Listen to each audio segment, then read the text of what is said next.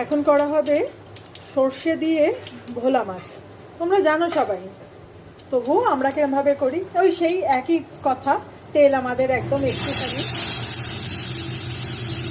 তেলের মধ্যে কালো জিরে ফোড়ন দিয়ে দিয়েছি, আর এর মধ্যে দিয়েছে রত্না সর্ষে আর টমেটো আর একটা লঙ্কা বাটা, আর নুন আর হলুদ।